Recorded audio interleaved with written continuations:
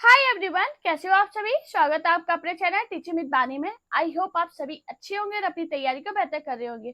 दोस्तों, आज की जो हमारी क्लास है वो आदिकाल के कुछ महत्वपूर्ण प्रश्न है जो पेपर में ट्रेंडिंग में रहते हैं उनकी है। तो चलिए आज की वीडियो को स्टार्ट करते हैं। उससे पहले चैनल पे पहली बार आए हो तो चैनल को सब्सक्राइब और वीडियो को लाइक जरूर करना।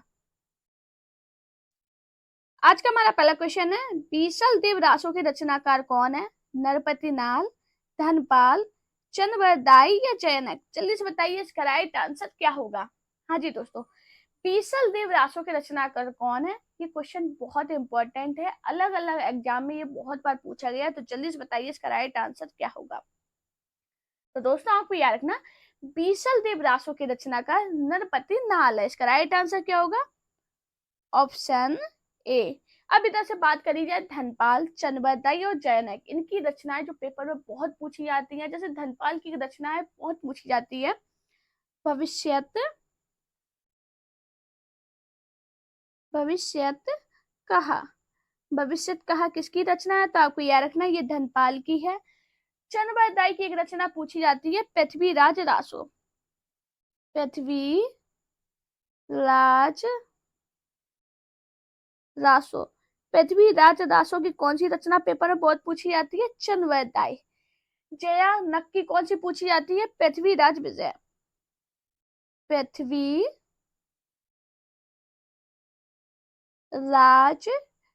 विजय, ये इनकी ऐसी रचनाएं हैं जो पेपर में पूछी गई, ट्रेंडिंग में रही हैं। आपने खुद मॉक टेस्ट दिया होगा तो आपने देखा होगा, पूछा जाता है कि भविष्य कहा किसकी रचना है, तो आपको याद रखना धनपाल की है। पृथ्वीराज दासो किसकी रचना है, चंद्रवरदाई की है। और जयानक की कौन सी है, पृथ्वीराज विषय। और हमारा क्वेश्चन क्या था, पृथ्वीराज दासो के रचनाकार कौन है, तो नरपति नाल। हमारे नेक्स्ट क्वेश्चन है, विद्यापति किसके आश्रित कवि थे। राजा जयसिंह, नरसिंह, शिव सिंह या कीर्ति सिंह। जल्दी से बताइए इसका राइट आंसर क्या होगा। हाँ जी दोस्तों, विद्यापति किसके आश्रित कवि थे। तो दोस्तों आपको याद रखना, विद्यापति तिरहुत के राजा शिव सिंह के आश्रित कवि थे। तो ये किसके थे, शिव सिंह के। इसका राइट आंसर क्या होगा, ऑप्शन सी। और ये शिव सिंह कहाँ के राजा थे, तो आपको याद रखना तिरहुत के राजा। तिरहुत के राजा। मैंने आपको क्या बताया, विद्यापति तिरहुत के राजा शिव सिंह के आश्रित कवि थे। दोस्तों आप किसी भी एग्जाम की तैयारी कर रहे हो, किसी भी स्टेट की, टीजीटी, पीजीटी की, केवीएच की, एनवीएच की या असिस्टेंट प्रोफेसर की आप तैयारी कर रहे हो, तो आपके लिए क्लास बहुत ज्यादा इंपॉर्टेंट है। क्योंकि ये जो प्रश्न है ये ट्रेंडिंग में रही है, हिंदी क्वेश्चन यही है और सभी का हिंदी का सिलेबस भी यही है। तो यही पेपर पे काफी रिपीट होते रहते क्वेश्चन। तो इम्पोर्टेंट है क्लास को पूरा देखना और लास्ट में अपना स्कोर जरूर बताना कि आज की क्लास में आपका स्कोर क्या रहा है और आज की क्लास आपको कैसी लगी है। हमारा नेक्स्ट क्वेश्चन है, पृथ्वीराज किसके प्रति अनुरक्त था। पद्मिनी, संयोगता, कमलनी या चंद्रिका। चलिए बताइए इसका राइट आंसर क्या होगा। हाँ जी दोस्तों, कमेंट में सभी लोग जरूर अपना सही स्कोर बताना कि आपका कितना स्कोर रहता है, आप कितने क्वेश्चन को सही कर पाते हो और आप कौन से स्टेट से मेरी क्लास देखते हो और किस स्टेट से आप टीजीटी पीजीटी की तैयारी कर रहे हो। ये सारे कमेंट मुझे जरूर सभी लोग करना, जिससे एक मुझे आइडिया लग जाए कि आपको मुझे कैसे क्वेश्चन कराने हैं। हाँ जी, इसका राइट आंसर बताइएगा। पृथ्वीराज किसके प्रति अनुरक्त था, तो आपको याद रखना पृथ्वीराज संयोगता के प्रति अनुरक्त था। तो इसका राइट आंसर क्या होगा, ऑप्शन बी। मैंने क्या बताया आपको, पृथ्वीराज किसके प्रति अनुरक्त था, संयोगता के प्रति। हमारा नेक्स्ट क्वेश्चन है, निम्नलिखित में से किसका संबंध सिद्ध साहित्य से नहीं है। सरहप्पा, सबरप्पा, कुकुरिप्पा या गोपीचंद। जल्दी से बताइए इसका राइट आंसर क्या होगा। ये भी बड़ा इंपॉर्टेंट क्वेश्चन है, ये काफी एग्जाम में पूछा गया है। तो जल्दी से बताइए इसका राइट आंसर क्या है। दोस्तों कुछ क्वेश्चन तो ऐसे होते हैं डायरेक्ट यही क्वेश्चन रख दिया जाता है, आप सब कुछ समझ लो पेपर में ये क्वेश्चन इंपॉर्टेंट में रहते हैं और क्वेश्चन बहुत रिपीट होते हैं, इसलिए मैं आपको प्रीवियस क्वेश्चन कराती हूँ। अब बाकी आप मुझे सभी लोग कमेंट करना आप कौन से स्टेट से तैयारी कर रहे हो। अगर आपके ज्यादा कमेंट आ रहे हैं एक ही स्टेट के तो उसकी मैं पर्टिकुलर क्लास भी आपको लाऊंगी। जैसे मैंने DSSB का बैच चलाया वैसे मैं आपकी अलग से एक क्लास लगा दूंगी। तो आप मुझे सभी लोग कमेंट जरूर करना। हाँ जी, निम्नलिखित में से किसका संबंध सिद्ध साहित्य से नहीं है? तो आपको याद रखना गोपी चंद का संबंध सिद्ध साहित्य से नहीं है, तो इसका राइट आंसर होगा ऑप्शन डी। बाकी सरहप्पा, सबरप्पा और कुप्रिप्पा इनका संबंध सिद्ध साहित्य से है। मैंने क्या बताया आपको, निम्नलिखित में से किसका संबंध सिद्ध साहित्य से नहीं है? तो गोपी चंद है, इनका संबंध सिद्ध साहित्य से नहीं है। हमारा नेक्स्ट क्वेश्चन है, राउल वेल किस तरह की रचना है? गद्य पद्य मिश्रित चंपू, नाटक, शुद्ध काव्य, प्रेमाख्यान, प्रबंध, काव्य। जल्दी से बताइए इसका राइट आंसर क्या होगा। हाँ जी दोस्तों, आप लोग इतना सपोर्ट कर रहे हो, सच में बहुत अच्छा लगता है जब आप लोग कमेंट पढ़ते हो। इतना अच्छा लगता है कि आप लोग इतना सपोर्ट करते हो, इतना प्यार बनाते हो। ऐसे ही बस प्यार और सपोर्ट अपना बनाए रखना, बाकी जिम्मेदारी मेरी है। हिंदी का सिलेबस मैं आपका पूरा कंप्लीट कराऊंगी, आप लोग मुझे कमेंट करना। अगर आप लोग डिटेल में भी क्लास पढ़ना चाहते हो तो मैं आपकी डिटेल में भी क्लास कराऊंगी। आप लोग जैसे आप लोग मुझे आइडिया दिया कीजिए कि मैम ऐसे करो क्लास। आप लोग एक फ्रेंड की तरह से हम लोग एक दूसरे को आइडिया देंगे कि हम लोग इस तरह से अपनी तैयारी करवाएंगे। तो आप लोग मुझे कमेंट करना कि मैम किस तरह से क्लास स्टार्ट करो, हमारे कौन से टॉपिक है जो हमें ज्यादा दिक्कत होती है। तो आप सब लोग मुझे कमेंट कीजिए, मैं सब आपकी एक एक कमेंट पढ़ती हूँ। मेरे आप चैनल पे देखना, मैं सभी के रिप्लाई करती हूँ एक एक कमेंट का। इसका आंसर बताइए, राउल बेल किस किस तरह की रचना है? तो आपको याद रखना जो राउल बेल है ये गद्य पद्य मिश्रित चंपू कृति है। तो इसका राइट आंसर क्या होगा? Option A. अब इधर से आता है कि ये राउल वेल के रचनाकार कौन है? राउल वेल के रचनाकार कौन है? तो आपको याद रखना कौन है, रोडा कवि। रोडा कवि यह एक शीलांकित कृति है। कौन सी कृति है? तो आपको याद रखना जो राउल वेल है, राउल वेल शीलांकित कृति है। दोस्तों मेरी राइटिंग में थोड़ी प्रॉब्लम रहेगी, आपको थोड़ा साफ नहीं लिख पाती हूँ, तो प्लीज आप लोग एडजस्ट कर लेना, ये चीज एडजस्ट कर लेना। बाकी सिलेबस में कोई कॉम्प्रोमाइज नहीं करूंगी, लेकिन थोड़ी राइटिंग में प्रॉब्लम रहती है तो आप लोग प्लीज एडजस्ट कर लेना। शीलांकित कृति है। मैंने क्या बताया, राउल वेल किस तरह की रचना है? तो आपको याद रखना आदिकालीन ग्रंथ राउल वेल गद्य पद्य मिश्रित चंपू कृति है, जिसकी रचनाकार रोडा कवि है। राउल वेल शीलांकित कृति है।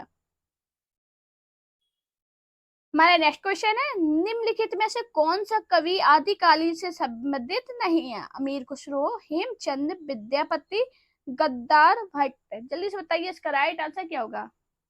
गदाधर भट्ट। बताइए इसका राइट आंसर क्या है। हाँ जी, क्या होगा इसका राइट आंसर? तो दोस्तों आपको याद रखना गदाधर भट्ट जी आदि कवि आदिकाल से संबंधित नहीं है। तो इसका राइट आंसर क्या होगा? Option D. अब ये कौन थे? तो आपको याद रखना ये दक्षिण ब्राह्मण थे। दक्षिण ब्राह्मण थे, दक्षिण ब्राह्मण थे और तेलंग देश से, तेलंग देश से, ये तेलंग देश से आंध्र प्रदेश के हनुमानपुर से उत्तर भारत आए थे। कहाँ से आए थे? आंध्र प्रदेश के, आंध्र प्रदेश के हनुमानपुर से, हनुमानपुर से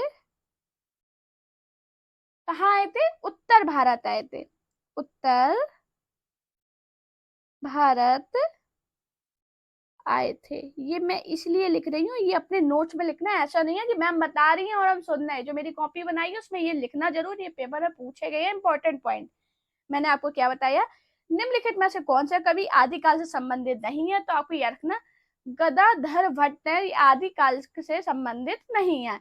ये कौन थे? तो आपको याद रखना ये दक्षिण ब्राह्मण थे और तेलंग देश के आंध्र प्रदेश के हनुमानपुर से उत्तर भारत आए थे। आपको ये याद रखना, ये पेपर में पूछा गया है गदाधर भट्ट से। तो आपको याद रखना ये तेलंग देश के आंध्र प्रदेश के हनुमानपुर से उत्तर भारत आए थे।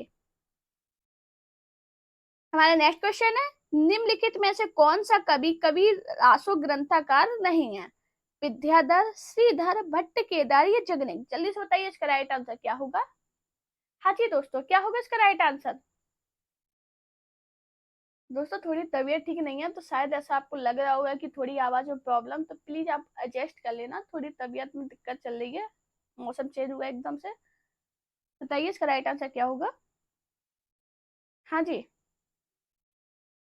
क्या होगा इसका राइट आंसर, तो आपको याद रखना विद्याधर रासो ग्रंथकार नहीं है, तो इसका राइट आंसर क्या होगा, ऑप्शन ए।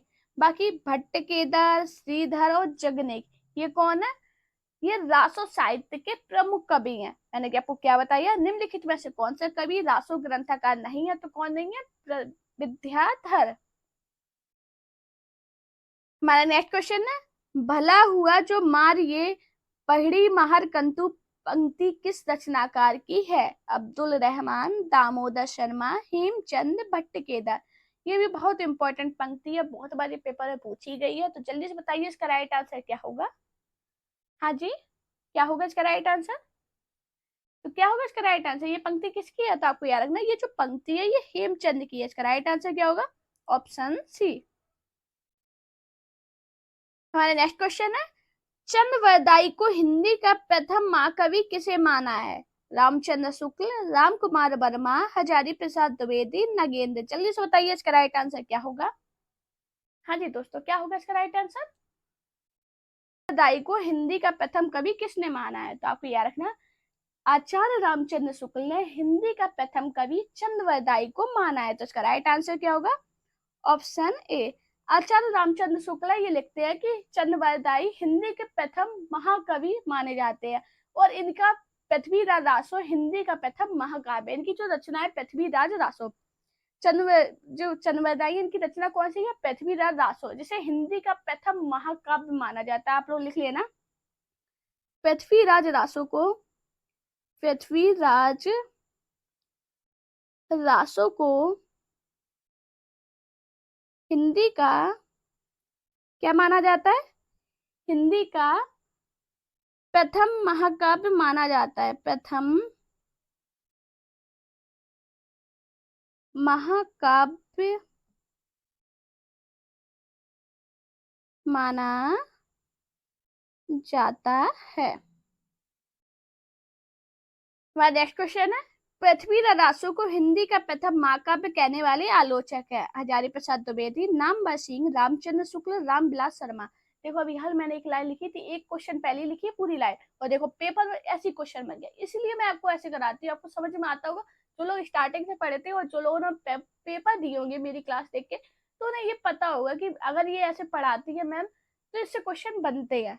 मैंने क्या बताया था, पृथ्वीराज रासो को हिंदी का प्रथम महाकाव्य कहने वाले आलोचक कौन है, रामचंद्र शुक्ल। इसका राइट आंसर क्या होगा, ऑप्शन सी। आप सभी को पता है पृथ्वीराज रासो के लेखक कौन है, चंद्रवरदाई हैं, जो ये हिंदी के प्रथम महाकवि मानते हैं। अब इधर से क्वेश्चन बनता है कि पृथ्वीराज रासो में छंदों, कितने छंदों का प्रयोग किया गया, तो आपको याद रखना है पृथ्वीराज रासो में 68 68 छंदों का प्रयोग किया गया। आपको याद रखना कितने छंदों का प्रयोग किया गया, 68 छंदों का। अब हजारी प्रसाद द्विवेदी है, जो हजारी प्रसाद द्विवेदी से क्वेश्चन बनता है कि हजारी प्रसाद द्विवेदी ने पृथ्वीराज रासो को किस रूप में रचित माना है, तो आपको याद रखना ये पेपर में पूछा गया था कि आचार्य हजारी प्रसाद द्विवेदी पृथ्वीराज रासो को किस रूप में रचित मानते हैं, तो आपको याद रखना सुख सुखी संवाद, कौन से, सुख सुखी संवाद के रूप में रचित मानते हैं। आपको याद रखना कौन मानता है, हजारी प्रसाद द्विवेदी। किसे मानते हैं, पृथ्वीराज रासो को। ये पॉइंट लिख लेना, पेपर में डायरेक्ट क्वेश्चन बना है। अब इधर से क्वेश्चन बनता है कि पृथ्वीराज रासो को पूर्ण किसने किया था, तो आपको याद रखना इसको चंद्रवरदाई के पुत्र जल्लड़ ने पूर्ण किया था। किसने किया था, चंद्रवरदाई के पुत्र कौन थे,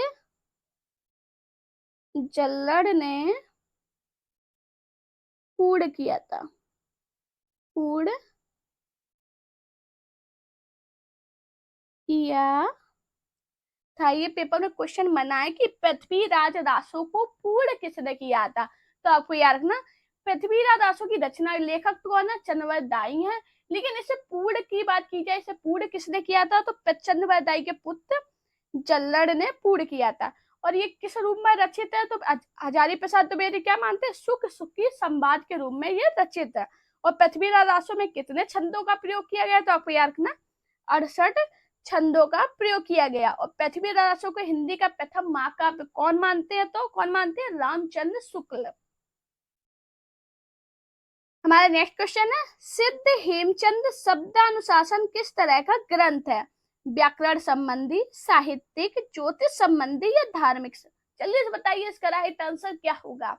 ये भी बहुत इंपॉर्टेंट क्वेश्चन है, बहुत बार पेपर में पूछा गया, 2 बार तो ये यूजीसी नेट में पूछा गया। तो जल्दी से बताइए इसका राइट आंसर क्या होगा। हाँ जी, सिद्ध हेमचंद शब्दानुशासन किस तरह का ग्रंथ है, बताइए। अच्छा दोस्तों, मुझे सभी लोग सजेशन देना कि जो हमारी 3 बजे वाली क्लास होती है उसमें हम प्रैक्टिस सेट स्टार्ट करें, जिसमें हम प्रैक्टिस सेट करें कि कोई एक टॉपिक ले लिया, सभी एग्जाम को लेके चलेंगे, कोई एक टॉपिक ले लिया, उस पर हमने प्रैक्टिस सेट की, प्रैक्टिस की, हमने क्वेश्चन लिए काफी सारे और उस पर प्रैक्टिस की। तो आप लोग मुझे कमेंट करना ऐसा करें कि ना करें। क्या होगा इसका राइट आंसर, सिद्ध हेमचंद शब्दानुशासन व्याकरण संबंधी ग्रंथ है। तो इसका राइट आंसर क्या होगा, ऑप्शन ए, जिसके लेखक हेमचंद जी है। कौन है, हेमचंद्र जी हैं।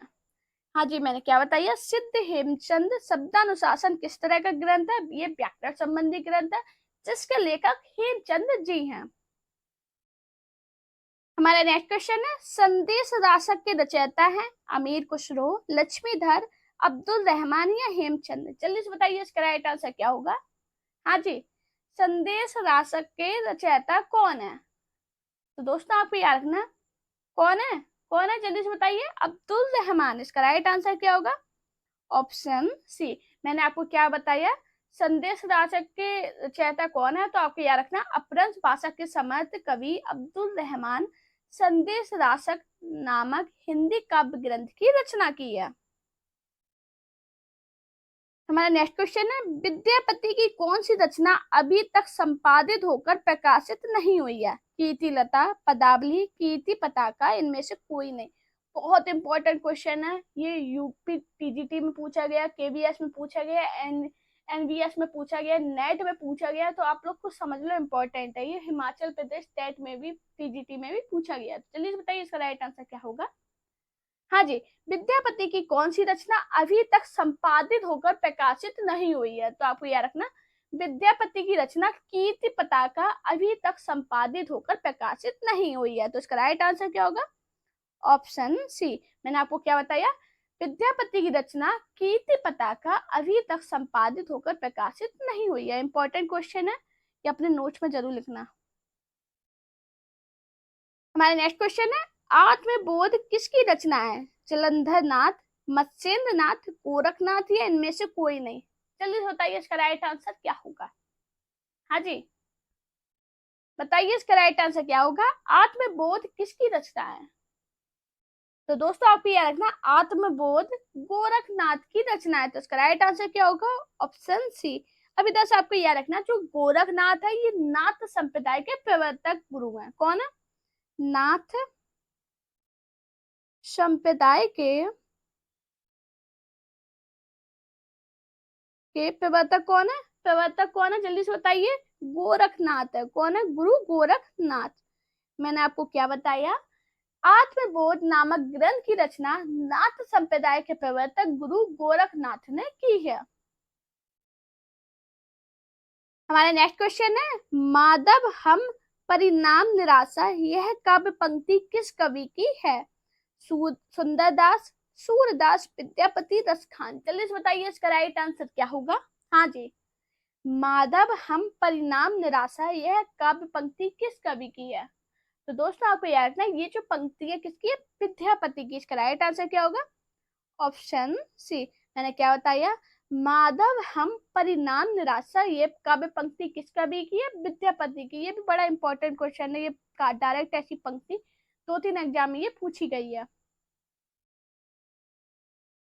हमारा नेक्स्ट क्वेश्चन है, बौद्ध गण ओ दोहा का संपादन किसने किया, राहुल साकेत्यान, प्रबोध चंद बागाची, सूर्यकांत शास्त्री या हरप्रसाद शास्त्री? जल्दी से बताइए इसका राइट आंसर क्या होगा।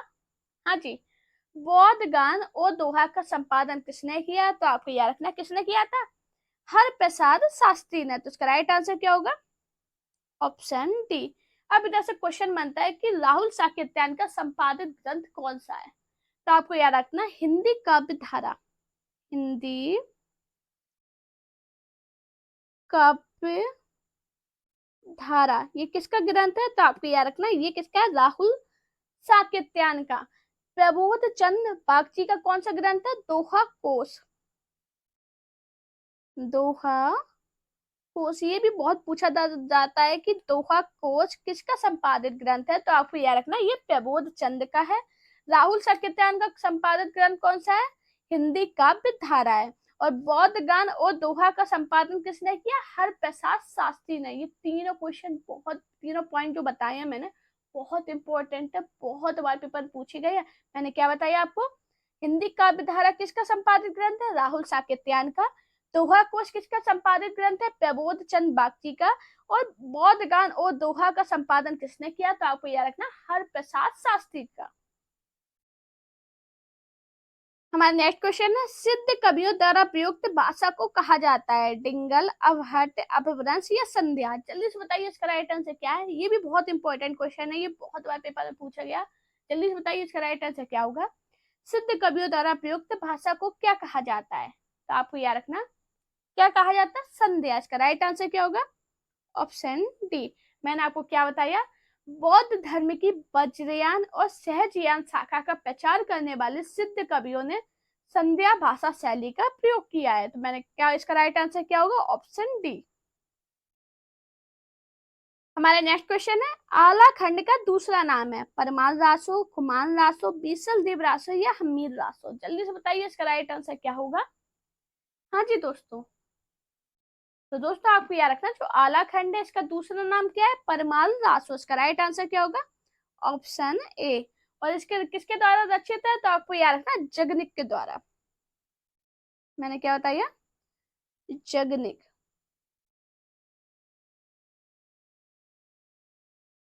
आलाखंड का दूसरा नाम क्या है? तो आपको याद रखना आलाखंड का दूसरा नाम परमाल रासो है। और किसके द्वारा रचित है? तो जगदेव द्वारा रचित है।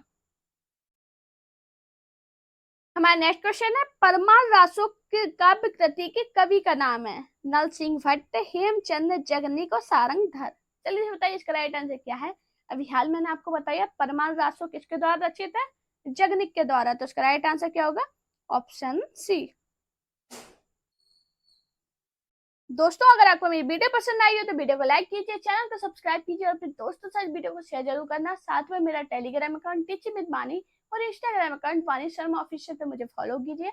इन दोनों की लिंक चैनल के अबाउट में आपको मिल जाएगी। बस ऐसे ही अपना प्यार और सपोर्ट चैनल पर स्वीकार बनाए रखिए। Thank you guys for watching this video.